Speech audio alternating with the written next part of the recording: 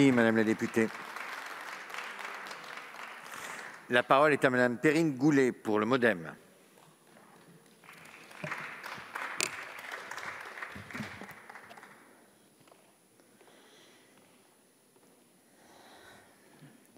Monsieur le Président, Monsieur le Ministre, Madame la Présidente de la Commission, Mesdames les rapporteurs, mes chers collègues, après près d'un an et demi de débats intenses et nourris, cette proposition de loi revient devant notre Assemblée une dernière fois. Débattre de l'avortement au sein de cet hémicycle n'est pas anodin et impose une certaine forme de hauteur, mais aussi et surtout de responsabilité. Responsabilité à l'égard de ce droit acquis de haute lutte il y a près de 50 ans. Responsabilité à l'égard des milliers de femmes qui y ont recours chaque année dans notre pays. Elles sont près de 200 000.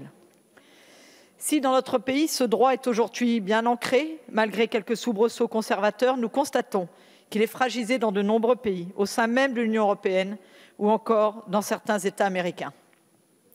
Nous devons être lucides. Ce droit est aussi fragilisé dans certains territoires français.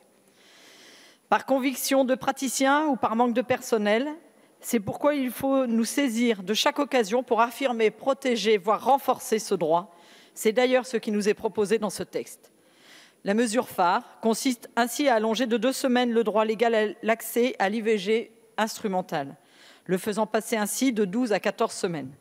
Cet allongement vise à répondre à une problématique bien identifiée. Chaque année, entre 3 000 et 5 000 femmes sont contraintes de se rendre à l'étranger pour avoir recours à un avortement, car elles ont dépassé le délai actuellement en vigueur en France. Si cet allongement pouvait interroger au début du cheminement législatif de ce texte, il apparaît qu'aucune objection éthique et scientifique ne puisse s'y opposer.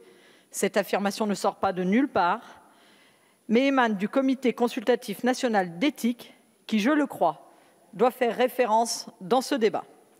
Félicitons-nous d'ailleurs de disposer de tels organes indépendants qui permettent d'éclairer les décisions politiques là où d'autres pays se réfèrent à toute autre chose que la science sur ces questions.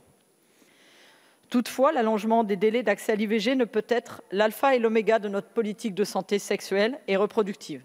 Celle-ci doit être soutenue par 2 piliers indispensables: l'accès à l'information partout et pour toutes et l'accès aux professionnels de santé. Ces 2 piliers sont aujourd'hui fragilisés pour des raisons reposant essentiellement sur des inégalités territoriales de santé. Accéder à une information claire et lisible sur les législations, obtenir un rendez-vous rapidement auprès des structures ad hoc peut se révéler extrêmement difficile pour certaines de nos compatriotes.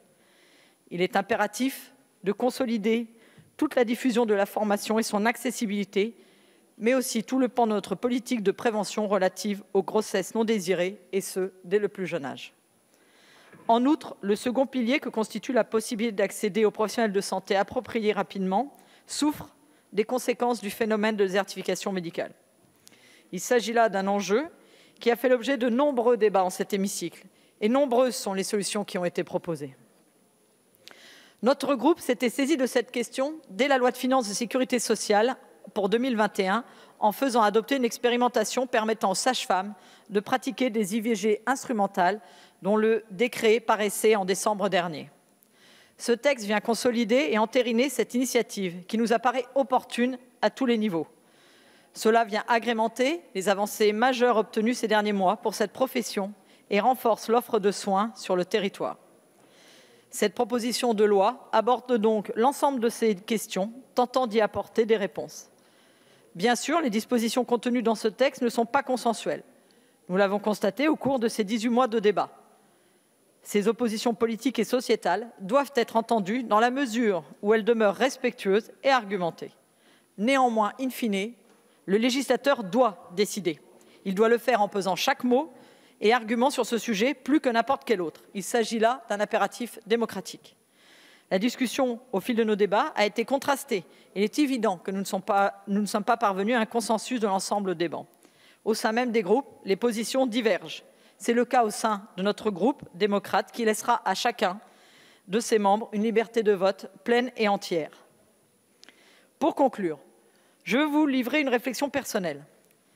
Avec ce qui est l'un de ces derniers textes de cette législature, je crois que foncièrement, nous avons pu le pousser du fait du fort renouvellement de notre Assemblée en 2017. Avec 47% de femmes, nous avons été la législature la plus féminisée de notre histoire. Je crois que cet état de fait nous a permis de pousser ces sujets sensibles, sociétaux et majeurs pour la condition des femmes.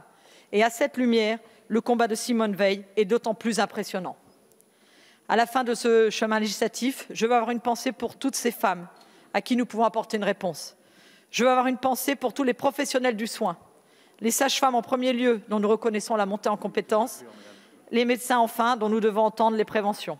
Cette opportunité de choix pour une femme est une affirmation absolue de liberté. Allez, merci, c'est cette liberté que nous avons l'opportunité de conforter. Et je vous remercie.